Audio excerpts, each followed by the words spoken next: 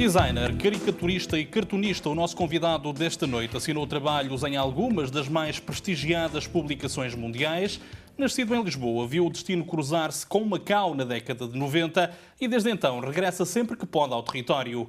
Os seus trabalhos foram publicados em gigantes como o The New York Times, a Vanity Fair ou a The New Yorker, oferecendo-lhe uma projeção inédita. André Carrilho, o mais prestigiado dos ilustradores portugueses da atualidade, é o convidado desta semana do TDM Entrevista. Antes de mais, muito boa noite, André. Obrigado por ter aceito este convite que lhe foi dirigido pela TDM. Convive bem com este rótulo que lhe é consignado cada vez mais como o mais prestigiado dos ilustradores da atualidade? Não, acho que não. Acho que há muitos ilustradores. Acho que Portugal está cheio de bons profissionais em diversas áreas, inclusive a minha. E, portanto, pronto, mas as notícias são sempre mais chamativas se dá assim um rótulo mais sonante, mas pronto, não sei. É pelo menos um dos mais internacionalizados. As grandes publicações norte-americanas, sobretudo, que acabam por ser também as grandes publicações mundiais, renderam-se desde muito cedo ao seu trabalho. Em 2002 recebeu um dos mais prestigiados prémios internacionais na área da ilustração. Hoje encara-se como ilustrador, mas nem sempre foi assim. Passou por uma série de áreas. O cartoon e a caricatura continuam a ser uma paixão também. Regressa sempre que pode. Sim, eu para o Diário de Notícias faço cartoon semanal de opinião. Fora de Portugal, o espaço que me dão é sempre mais de retrato e caricatura, ilustração, e portanto eu também sigo um bocado aquilo que me pedem. Mas eu gosto um pouco de mexer em todas as áreas, porque acho aborrecido estar só numa. Em que áreas, de um ponto de vista pessoal, é-lhe exigida um maior rigor, uma maior exigência ou uma menor liberdade, chamemos-lhe assim? Já viu trabalhos seus ser recusados, por exemplo, por um The New York Times? Endereçar para lá os trabalhos e dizerem-lhe não era bem isto que queríamos? Sim, já me aconteceu, principalmente quando eu trabalhava para o New York Times, que já não trabalho há muito tempo, mas no princípio eu também ainda era mais verde, não é? E o que se passa na caricatura é que muitas vezes há uma fronteira ténue entre o que é aceitável e não aceitável ao exagerar uma fisionomia. E o New York Times era bastante específico em relação ao nível de exagero que pretendiam, e eu às vezes não conseguia controlar isso bem ainda, porque eu consigo sempre fazer uma semelhança, exagerando mais. E se me pedem para exagerar menos, há o risco de eu não conseguir que o desenho fique parecido. E houve, inclusive, um caso em que eu tinha que fazer uma escritora, já não me lembro o nome, e fiz para isso 6 esboços, e às tantas percebi que não ia conseguir. E foi a primeira vez que me aconteceu isto, e era para o New York Times. Mas eu tive que ser honesto e disse: olha, vocês desculpem lá, mas eu não consigo, acho que não consigo fazer aquilo que vocês querem. E eles, como excelentes profissionais, principalmente o diretor de arte, o Steven Heller, na altura, como excelente profissional e como pessoa que percebia muito do que é fazer caricatura, ele disse: não te preocupes, para a próxima consegues. E pronto. O nível de exigência que lhe é requerido por um meio de comunicação do exterior, por uma publicação do exterior, uma publicação não portuguesa, é superior ao nível de exigência que existe em Portugal? Ou faz do seu trabalho, uma das premissas do seu trabalho é aplicar o mesmo rigor em tudo o que faz? Eu tento que assim seja. É claro que não tanto dependente de ser fora ou dentro de Portugal, mas dependendo do diretor de arte que está à frente da publicação, que é aquela pessoa que me pede o trabalho e que define o que é que se pretende com o trabalho. Pronto, a exigência ou aquilo que se pede pode ser mais específico ou não em relação a uma determinada encomenda e em relação a uma determinada publicação.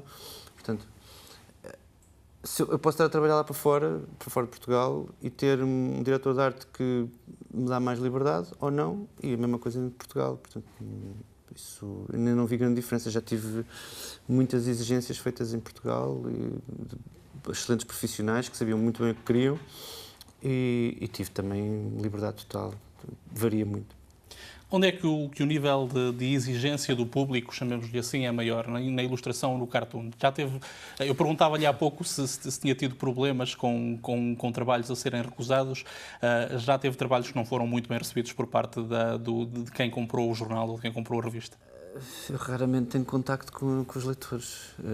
É esse, aliás, pode ser uma bênção ou uma maldição da profissão, que é, nós ilustradores estamos metidos dentro de uma caixinha, um ateliê, a fazer coisas que nos pedem, que uma redação nos pede para fazer, mas raramente, só agora, mais recentemente, com as redes sociais, é que se tem opiniões diretas das pessoas que leem e veem os jornais e veem o trabalho publicado. Portanto, eu até agora não tive grande feedback negativo.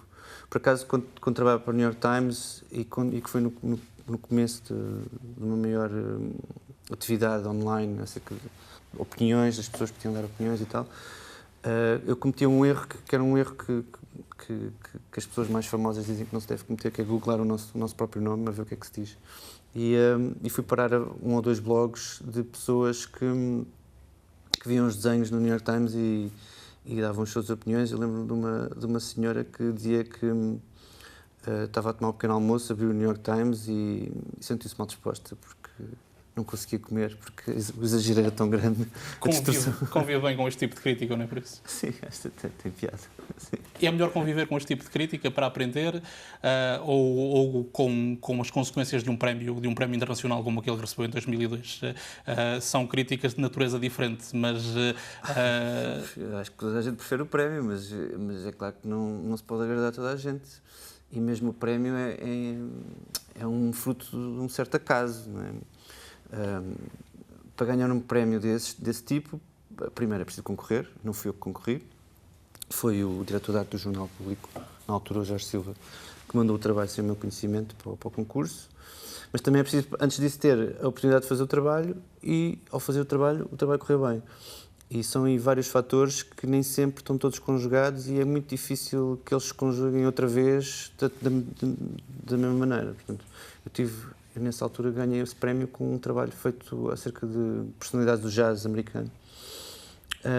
Não é todos os dias que se tem a hipótese de fazer pessoas que se admiram, e eu admiro muito alguns dos músicos que está a fazer, Billie Holiday, a Ella Fitzgerald, o Louis Armstrong, o Duke Ellington, e é sempre diferente quando se está a desenhar uma pessoa que nós admiramos e queremos impressionar, mesmo que a pessoa não vá ver o trabalho que já não está entre nós, mas parece que há sempre assim uma responsabilidade de prestar vassalagem aos deuses da arte ou qualquer coisa assim.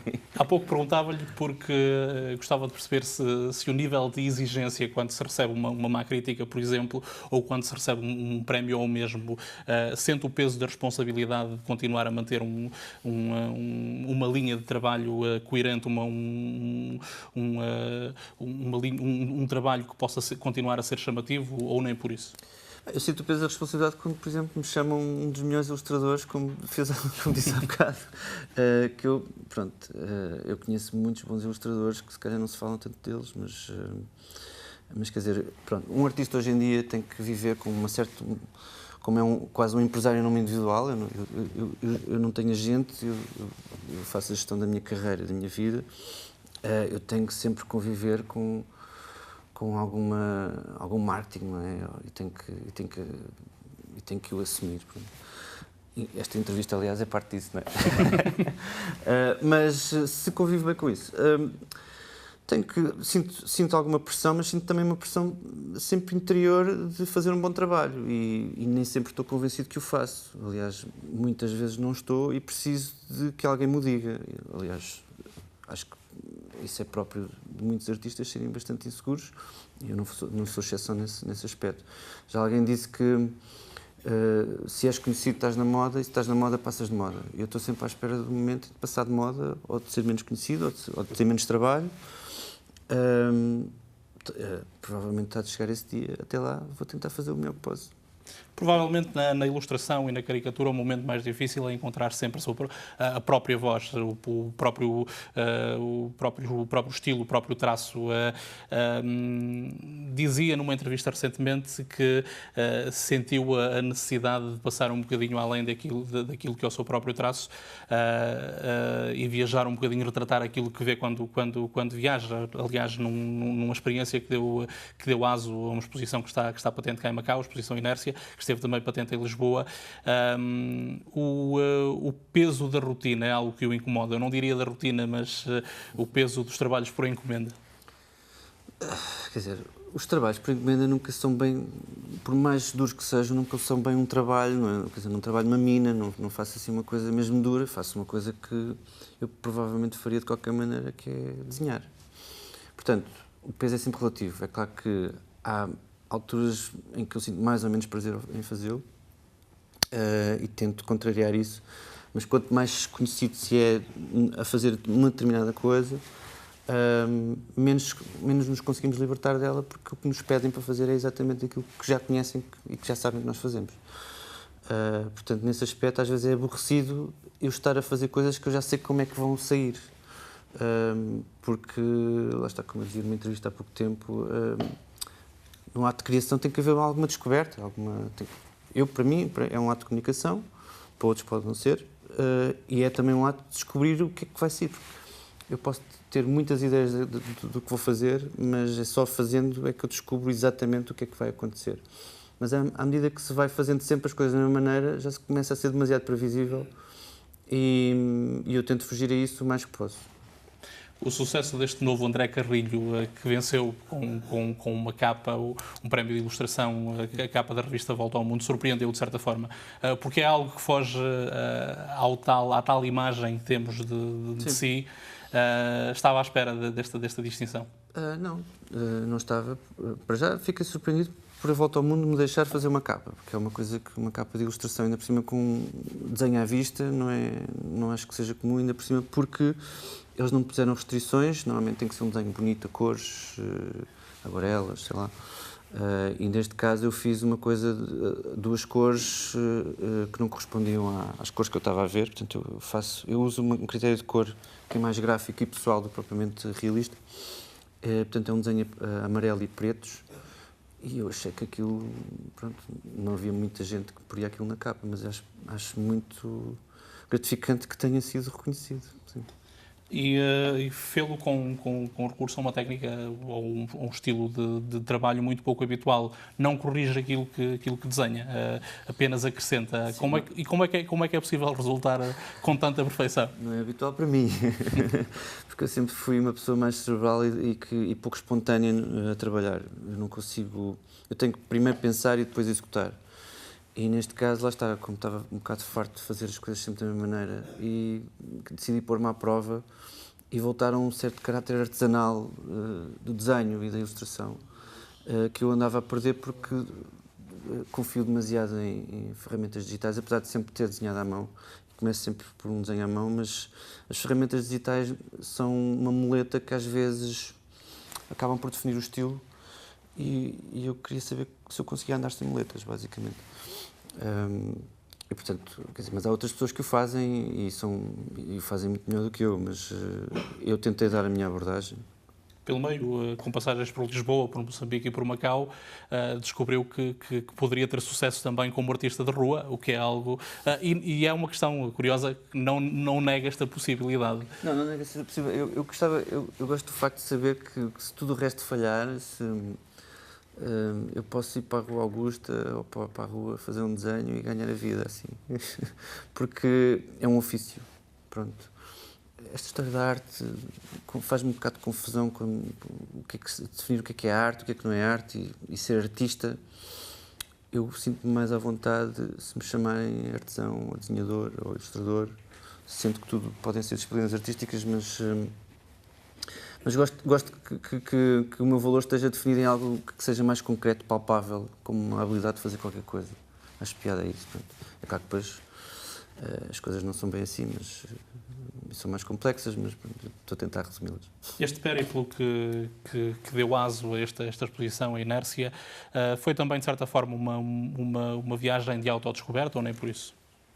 Claro, sim. Foi de autodescoberta, portanto, ao nível mais interno, pessoal, pronto, de coisas que se passavam na minha vida. E depois aproveitei isso para usar para uma descoberta através do desenho, descoberta dos sítios através do desenho. Percebi que, ao contrário da fotografia, quando uma pessoa tira uma fotografia, quase que está a não olhar para aquilo que está a fotografar. Hoje em dia, quer dizer, não estou a falar dos fotógrafos profissionais, mas estou a falar da inundação que temos hoje em dia diária de imagens, de pessoas a tirar imagens. Por exemplo, o que é muito comum num concerto hoje em dia é as pessoas não estarem a ver o concerto, estão a filmar o concerto com o telemóvel. E eu comecei a reparar nisso e comecei a achar que, se calhar, o desenho seria a antítese disso. O desenho, em vez de me tirar o foco da realidade, como eu achava que acontecia anteriormente, eu agora comecei a achar que me daria foco e me permitiria concentrar naquilo que estava a ver e perceber e ver coisas que não veria de outra maneira se não estivesse a desenhá-las. Focou a questão da subsequente digitalização do mundo. Este conceito de digitalização é importante. Falava há pouco que tem trabalhado quase desde sempre com recurso a ferramentas digitais. Isto numa altura numa altura não, já há quase uma década que se fala na morte dos jornais, na morte das publicações físicas. Seria um desafio para um ilustrador? O quê? Este eventual desaparecimento dos meios físicos, a substituição por plataformas digitais? É um desafio, mas não acho que seja mau. Acho que é outro tipo de exercício, mas é da mesma família de exercício. Ou seja, o texto pode estar em qualquer suporte e a ilustração pode estar em qualquer suporte. Eu não tenho medo nenhum de que acabe o papel. Até acho que abre outras possibilidades criativas. E liberta o papel para uma coisa, lá está, mais artesanal, mais especializada, o papel passa a ter uma função quase tátil e passa a assumir essa sua função. Embora, e passa de um mero veículo de informação para um objeto que tem que se experienciar, como um livro para crianças, como outra coisa qualquer. E as novas tecnologias passam a ter essa função de passar informação, a ter ilustrações, a ter texto, a ter tudo o que for preciso, animações, som, tudo o que for necessário, conteúdos interativos, mas acho que isso são novos desafios e são desafios que eu, por acaso, até gostava de abraçar. Falando outra vez do périplo que o trouxe cá até Macau, deu-lhe a oportunidade de redescobrir uma cidade onde viveu durante a sua juventude. Como é que olha para esta Macau 20 e muitos anos depois de cá ter chegado, quase 24 anos depois? Eu olho sempre com algum espanto, como já olhava de antes, mas agora com mais, e com algum carinho, porque é sempre bom voltar àqueles sítios onde se foi feliz. Há quem diga que não se deve fazer isso. Eu, por acaso, sou demasiado curioso para não o fazer. E eu aqui fui feliz, quando tinha 17 anos, quando estava no 12º ano no Liceu de Macau. Conheci alguns amigos que ficaram para a vida. Tive experiências que não teria tido em mais nenhum sítio. E, portanto, Macau, para mim, não deixou também de ser essa Macau. Porque a Macau, hoje em dia, o que eu acho é que foi-lhe acrescentado outra realidade, mas a realidade que existia não deixou de existir. E, portanto, ainda posso encontrar se souber onde ela está. Não? O caos, a complexidade da cidade, o facto de ser uma cidade com vários estratos, vários perfis, é algo aliciante para um ilustrador ou nem por isso? Sim, acho que sim, porque basta-se dar 1 ou 2 passos que se pode descobrir realidades completamente diferentes, dispares ou complementares daquilo que já se viu ou do que se quer ver. Portanto, eu acho que Macau é ideal. Eu não me canso de andar pelas ruas de Macau a desenhar ou simplesmente a andar, porque lá está, porque há aquele sentimento de segurança que eu não sinto em mais lado nenhum e que quanto mais velho fico, mais acho precioso, que é poder andar num sítio sem estar preocupado se me pode acontecer alguma coisa. Pronto, Macau para mim é um sítio mesmo em que eu me sinto em casa, quer na rua, quer dentro de portas. É uma coisa que não mudou. É uma cidade fácil de ilustrar, de recriar no papel? Fácil, não sei se é fácil. Aliás, não sei se nada é fácil de recriar no papel. Isso é outra questão. Mas, não, acho que é mais complexa num certo sentido e por isso é um desafio que me interessa mais. Falava há pouco que as suas criações são criações ponderadas, que pensa nas coisas antes de desenhar. Inércia foi Não, isso é o contrário. Eu estava a falar do trabalho profissional. Sim. Referia-me a isso. Inércia foi uma exceção, foi foi uma fuga a esse ritmo cotidiano. Isto para lhe perguntar, fala-se muito em bloqueio de escritor. Há um bloqueio de ilustrador também. Sofre com a falta de ideias e com o deadline que lhe é concedido? Sim, talvez, sim. Aliás, tanto que tenho um amigo que me ajuda em emergências para ter ideias. Aliás, eu acho que o principal foco do bloqueio pode ser ter uma ideia para uma ilustração, para um cartoon, um gag visual. Por outro lado, acho que isso também se treina e com o tempo vai-se ficando melhor, porque vai-se sempre tendo uns mínimos olímpicos que se consegue cumprir. E passa-se a ter alguns recursos, assim como no desenho é preciso ter as ferramentas certas e a maneira e aprende-se tecnicamente a resolver um desenho. Eu acho que uma ideia também se aprende a resolvê-la e aprende-se ferramentas e muletas, entre aspas, processos e metodologias que se podem aprender pessoais para ter uma ideia e para nunca falhar mesmo.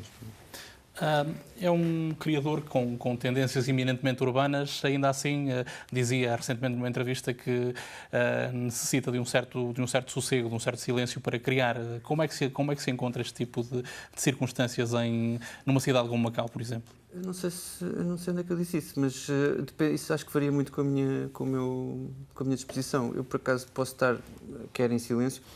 Eu precisava de silêncio para criar os trabalhos que estão na exposição da Inércia, os trabalhos de desenho à vista. Isso sim, eu preciso de ter silêncio e estar comigo próprio.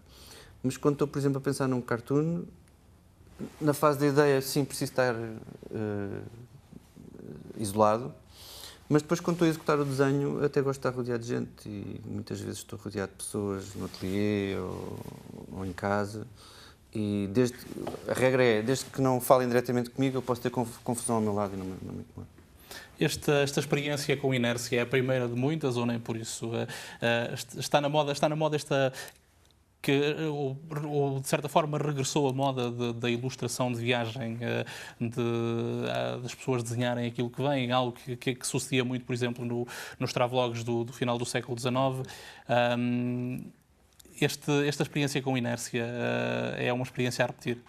É a repetir, por acaso agora está a pôr uma questão interessante que eu nunca tinha pensado nisso, que é, será que realmente é um ressurgimento desse tipo de coisa? Eu não faço ideia, mas imagino que se for assim, talvez seja por reação àquilo que eu estava a dizer, que é o facto de toda a gente estar a viajar para os mesmos sítios, a tirar as mesmas fotos. E tirar uma foto implica esforço zero, quase. Hoje em dia temos máquinas fotográficas, só não temos nos dedos porque ainda não foi possível, mas ou nas retinas porque ainda não foi possível. E, portanto, se calhar, o desenho é a garantia que há uma experiência pessoal subordinada àquela imagem. Portanto, enquanto que, hoje em dia, uma imagem quer poder ser manipulada das mais variadas maneiras, quer por só o ato de atirar ser altamente fugaz e altamente expandido e difundido, se calhar perdeu um bocadinho daquele valor que tinha, e a imagem artesanal, lá está, a imagem feita à mão, que é preciso estar uma hora ali, meia hora, é uma experiência que sai mesmo e que está provado que está ali, o tempo está ali explicado, está ali disposto. Se calhar é por isso que hoje em dia voltou esse tipo de registro. Eu, sim, quero repetir.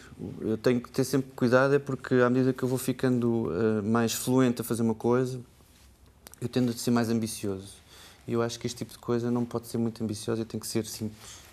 E eu, hoje em dia, estou-me a debater com esse tipo de coisa, que é, não quero estar de repente a fazer grandes quadros, quero que aquilo se mantenha bastante rápido de fazer e bastante sintético. Falava de uma questão interessante, nunca olhou, e dizia há pouco que se entende mais como artesão do que propriamente como artista. esta inércia deu o mote a uma exposição, deu o mote também a um livro, sempre na perspectiva de uma ideia gráfica da arte, de uma ideia de multiplicação. Já se viu no outro extremo, já se viu a criar algo que pudesse inflacionar o mercado da arte, por exemplo, algo único? Não sei, quer dizer, não tenho nada contra isso. Isso até era muito bom para as minhas finanças, mas não me vejo a fazer isso, simplesmente não tenho o temperamento.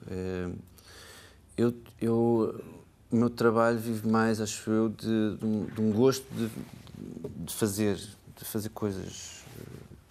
O puzzle que é eu estar a passar a realidade que eu tenho com um suporte pequenininho, ou estar a fazer a sua cara de uma maneira que é altamente exagerada ou altamente simplificada. Esse tipo de coisas, obras de arte mais conceptuais, não são a minha praia, não me vejo a fazer isso. Continua a haver espaço para o cartoon e para a caricatura numa imprensa em crise em Portugal.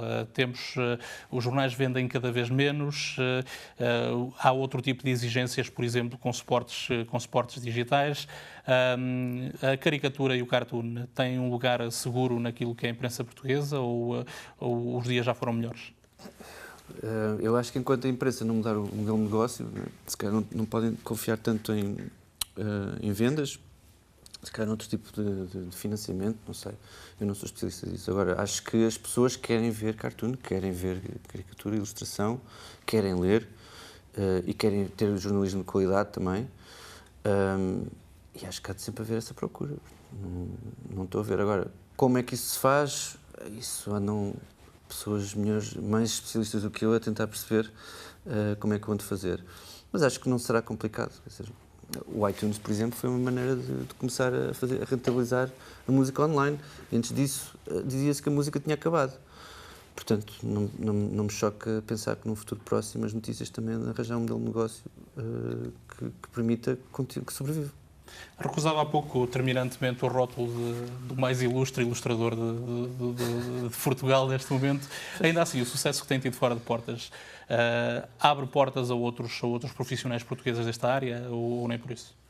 Eu espero bem que sim. Quer dizer, eu quando comecei a trabalhar, disseram-me duas ou três coisas que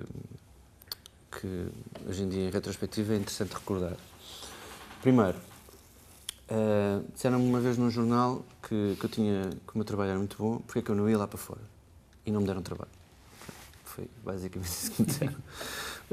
Depois, por outro lado, disseram-me que eu tinha que fazer sempre caricatura até o resto da minha vida, porque era nisso que eu era bom. Por outro lado, disseram-me que era impossível publicar fora de Portugal. Pronto. E todas essas coisas eu nunca concordei, nunca achei que houvesse prova ou razão suficiente para concordar, nunca me explicaram porque é que eu devia concordar com elas. E agora, para mal ou bem, estão provadas erradas, não é? Portanto, se hoje em dia um aluno de ilustração disser que quer publicar no New York Times, já não lhe vão dizer que é impossível. Ou pelo menos, se lhe disserem que é impossível, ele pode dizer, epá, não é nada impossível. Portanto, isto são áreas que, mesmo de um ponto de vista académico, têm merecido uma outra atenção ao longo dos últimos anos, ao longo das duas últimas décadas. Agora temos formação especializada nesse sentido, há uma maior atenção também.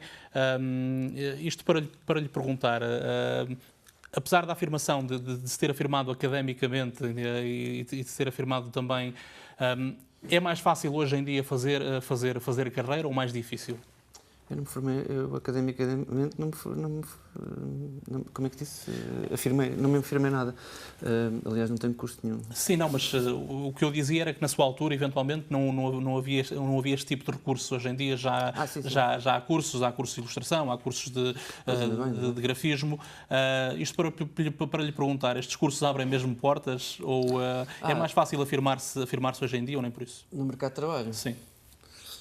Não se faço ideia. Eu tenho uma perspectiva distorcida do mercado de trabalho, porque eu só lido um pouco com a minha esfera de atividade. Portanto, aquilo que eu vou fazendo, eu vou tendo trabalho, mas acredito que haja muita gente que não o tem por variadas razões. Não quer dizer que eu seja o melhor ou pior ou isto ou aquilo, mas o que é facto é que eu tenho aberto 1 ou 2 canais privilegiados, tive a sorte de os conseguir abrir na altura certa, que era trabalhar para o Independent e trabalhar para o New York Times.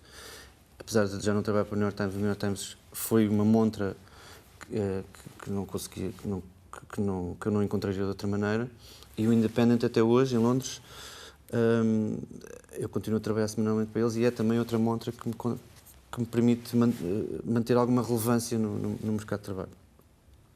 Se as outras pessoas, se outros ilustradores que estejam a surgir agora têm facilidade de arranjar trabalho, eu não faço ideia. Por um lado, há o perigo do mercado ficar inundado de profissionais e haver uma saturação. Pronto. E depois, por outro lado, como já referiu, as publicações acho que andam a ter menos dinheiro para investir em ilustração e em coisas que eles acham que são supérfluas por oposição à escrita. Portanto, eu não faço ideia, desejo-lhe a maior sorte do mundo, mas isto é o problema que aconteceu, por exemplo, com os arquitetos. No meu tempo, dizia-se que se queres ser artista, não vais para artes, porque isso não dá dinheiro. Outra coisa que me disseram.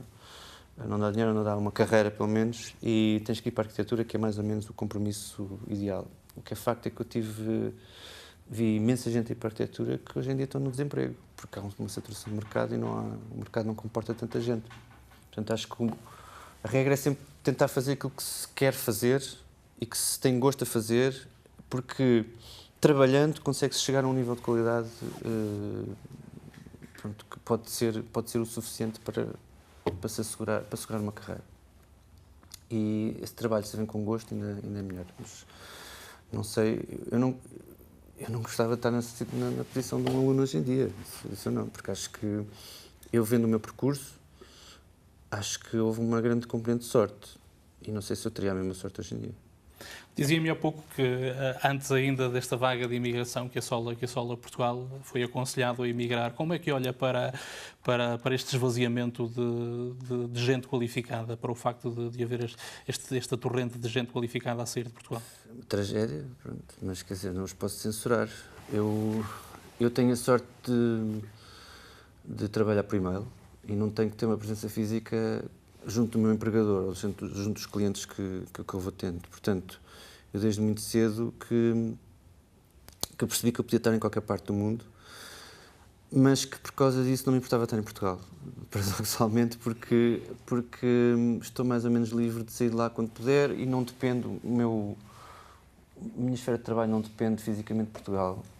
E nesse sentido, gosto mais de lá estar, se calhar.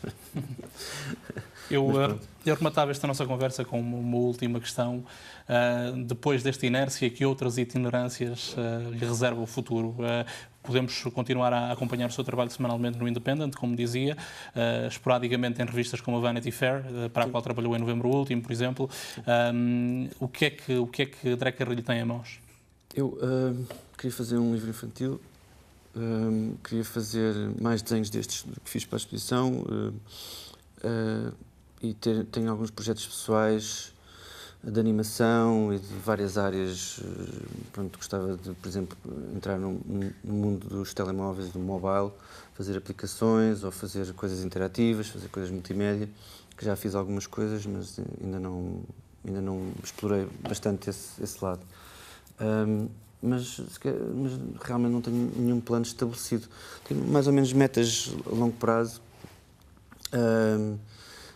Principalmente é continuar com este trabalho pessoal, porque acho que só podemos ser verdadeiramente universais quando falamos daquilo que a gente conhece bem. E também por isso acho que ser português é uma vantagem e não ter vergonha de o ser é uma vantagem. Mas não sei, vamos ver o que é que me apetece fazer. No meio de tanta ebulição, vai continuar a ter tempo para Macau?